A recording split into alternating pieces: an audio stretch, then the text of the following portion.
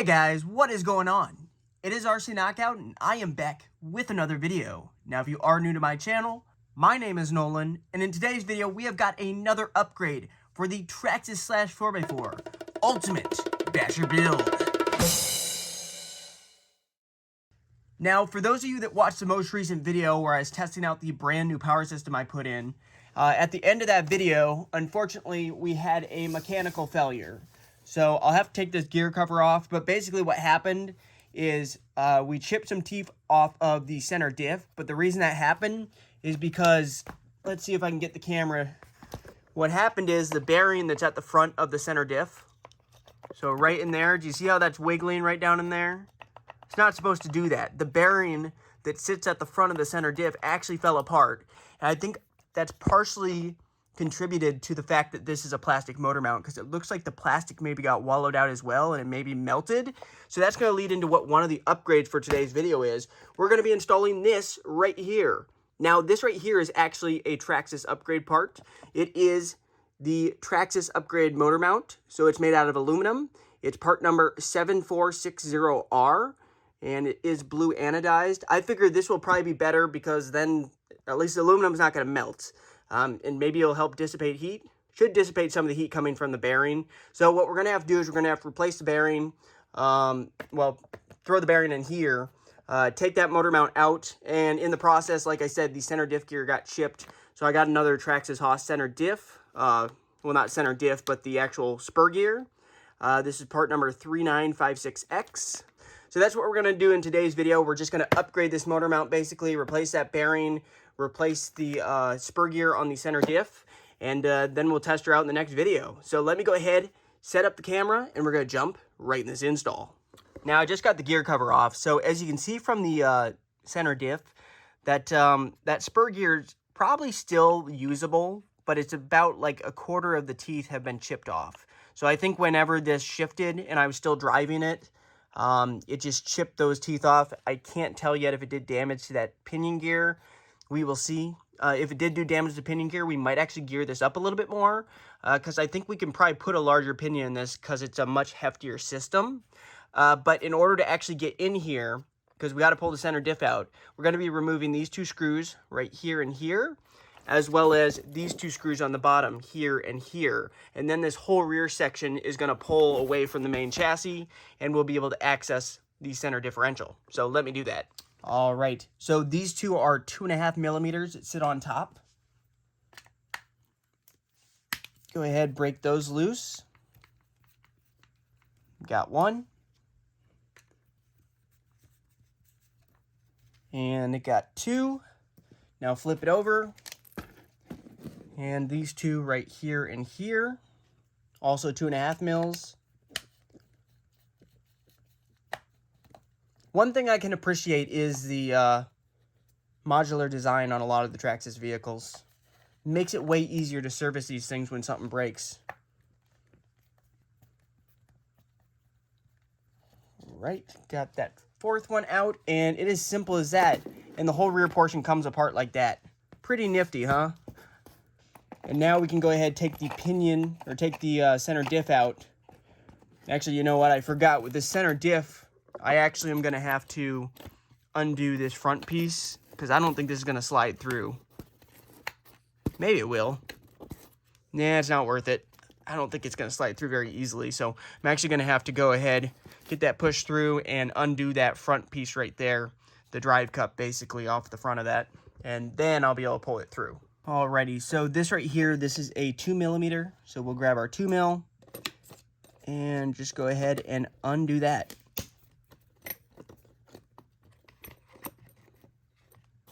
And this should be able to slide. There we go. And this is the state of the spur gear. It's still probably usable, but since about a quarter of the teeth are stripped, like chewed off, it probably is in my best interest to just replace it with another spur gear. So that's what we're going to do. Might not show that on camera because, well, I might, but the main focal point of this video is installing the new motor mount right here. So let's see. We do also need to undo the motor. So this 2.5 mil that holds the front of the motor, we'll have to undo that, get the motor off. So I think it's just the 2 mils that are sitting at the bottom here. So I think we just have to get to that 2 mil right there. And this 2 mil right here. Well, these two as well. And then we'll be able to pull this whole thing out and get it replaced with the aluminum one. All right, so first things first, let's go ahead. Let's undo this motor. All right, got that out. Motor is free. And looking at the pinion gear, the pinion actually might be all right. So we might just leave it. Yeah, I think that pinion doesn't really look like it even has too bad a wear. I thought it was in worse shape than it is. So we might just be able to throw this right back in. So now what we're going to do, we're going to go ahead, remove the two mils, one sitting down here, here, and two up here. And then we can pull this whole piece out. Because this is the piece that failed. And then I'll show you the actual part that failed. The front where the bearing is. I got that one, but it fell down in there. Apologize if I don't have the camera at the best angle where you can see me accessing these screws. But I point out where they're at, so that's just in case you guys are following along. All right, got that one out. Now these top two. Got one. And last one. And got two. And this whole thing should come out. Here, let me move the battery strap. There we go. As simple as that. And you can kind of see the piece that failed. And actually, I thought the bearing fell apart. It never actually fell apart. The bearing's still in there. So what happened is the actual plastic like elongated because it melted. So that's why we're replacing this with an aluminum piece. And we're going to replace this bearing too. Actually, the bearing, it has a little bit of grittiness feel to it. So we're going to replace that with a new one. But the bearing's actually in one piece. So the whole reason is because it got shifted because this whole thing melted. Cheap parts, you know, they have to put the cheap parts on from factory. That's what makes the most sense for making money. But at least they make the upgrade pieces. So let's go ahead, let's rip open the new piece. Let me back up the RC. Let me elevate the camera a little bit. So get this ripped out. Like I said, I think it was like just shy of 40 bucks with tax. I mean, it's a pretty nice piece, and it is a Traxxas upgraded piece. There were a few other options out there I could have gone with. I know Hot Racing had a blue and a black option, but I just decided to go with the Traxxas one. Looks pretty good. Bearing's just going to fit right down in there, and I need to go look to find that particular bearing. I have a kit somewhere. So let me find that bearing, and then we're going to slap that back together. I'm going to replace this spur gear, and then it's a pretty quick install, actually. It looks like a lot, but it really doesn't take that long to tear all this apart. So let me go find a bearing for this. I am back, and I found a bearing. This should be the correct size. So let's go ahead, get the bearing pushed in. And then we can go ahead and just put this back into the stock location. Actually, I got to get that. One of our screws fell down. There it is. All right. So lifting up the camera. Just going to go down in there like that. Should be a perfect fit. Then this screw, I'm going to try to do this while holding the camera, kind of. Okay, all these are 2 mils. We don't have to use thread lock because the threads are still into plastic. Get them started. Got one started. We'll do the second bottom one, get that one started.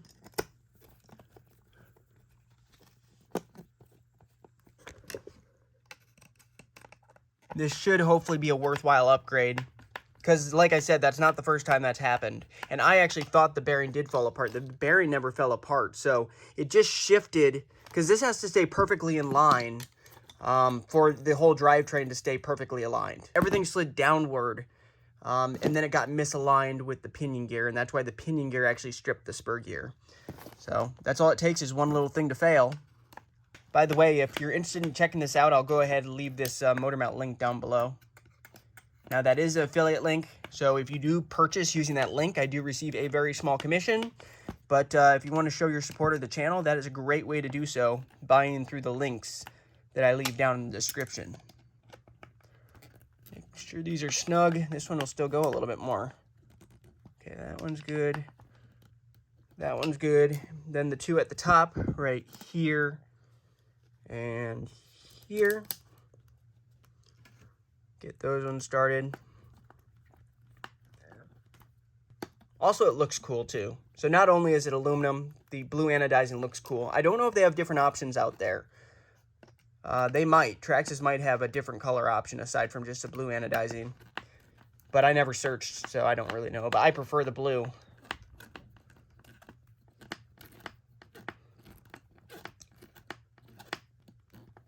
All right, that one's snug. And that one's snug. And our new motor mount is in, and it's looking good. Okay, so the next thing we're going to work on, we're just going to go ahead and replace this spur gear.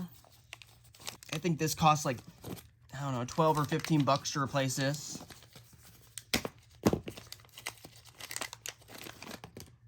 So this is obviously what it's supposed to look like.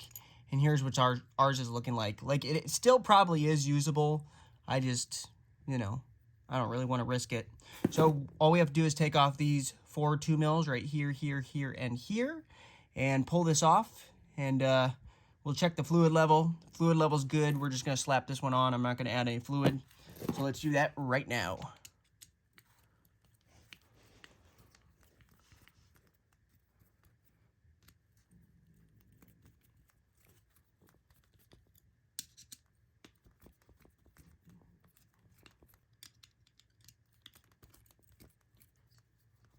All right, we got all of them broken loose.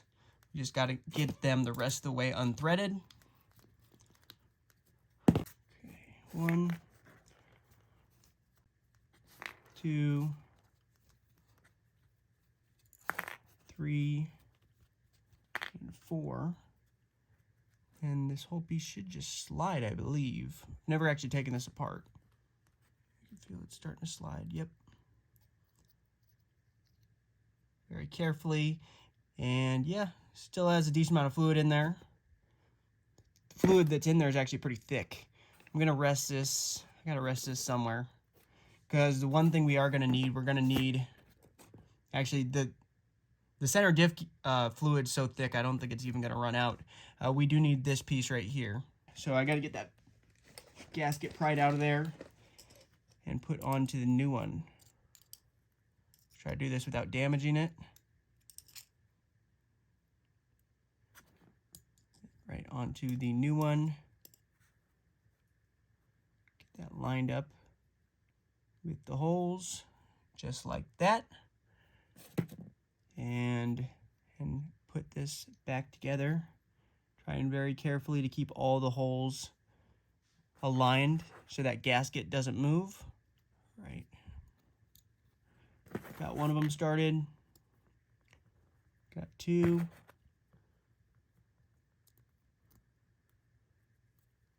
Got number 3 started. And 4.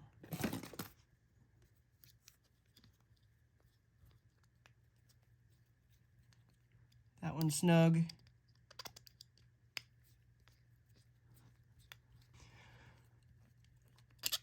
All right, now just make sure all of them are snug. That one's good. Good. Good. And good. And make sure it still spins. All right, and I just attached this flat piece to my pliers. Just want to make sure that this center diff moves smoothly, and it moves perfectly smooth. No binding whatsoever coming from within the center diff. So we can go ahead and get this thrown back in. Got to put this drive cup back on the front. So this is just going to slide in through the back like that. Might need to back it up a little bit. Yeah, I need to back it a little bit so I can get this dog bone lined up. Okay, there we go. I'm going to go ahead, use my 2mm and just tighten up the grub screw on that center diff cup. All right. All right, so now we can put the motor in, which this piece right here just rests right down in there. And like I said, this pinion still looks good. Just make sure it's tight while we're messing with it. Okay, pinion is still tight. I don't even know what size pinion this is. I want to say it's like a 15. then this, slide like that, and we will need a dab of thread lock. That just slid out. Why is it so difficult? Yeah, we will need a dab of thread lock on these threads because that's going to thread directly into aluminum. So let me get a bit of thread lock. All right, got a dab of thread lock on. So let's go ahead, feed that in. Then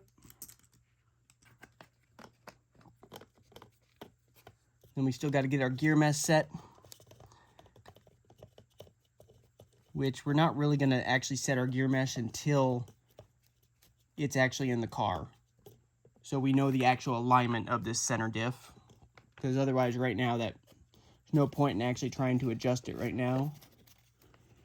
So now we have to put the back half or back portion back together.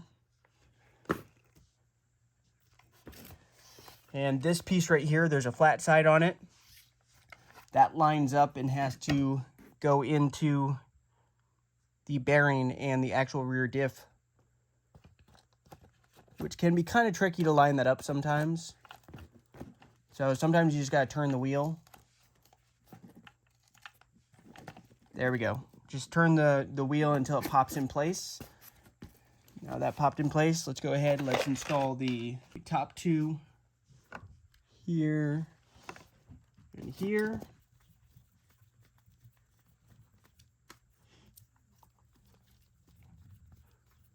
Get those snug. All right, got the top two done. Lift this up so you guys can see a bit better. Put the bottom two in.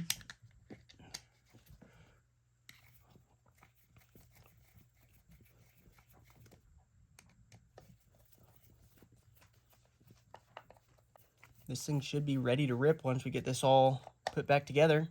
I'm excited. All right, got all those snug. And now just for setting the gear mesh. All right, that should be good.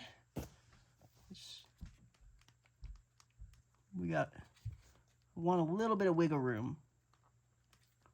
There. Got a little bit of wiggle room, so we will go ahead, tighten this down.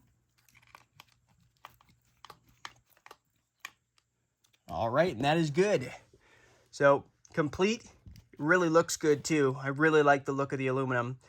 So we got this all buttoned up. So if you guys did enjoy this video, go ahead, hit that like button. Make sure to subscribe and hit that bell so you'll be notified when I come out with the next video with this machine. Thanks for watching. See you later.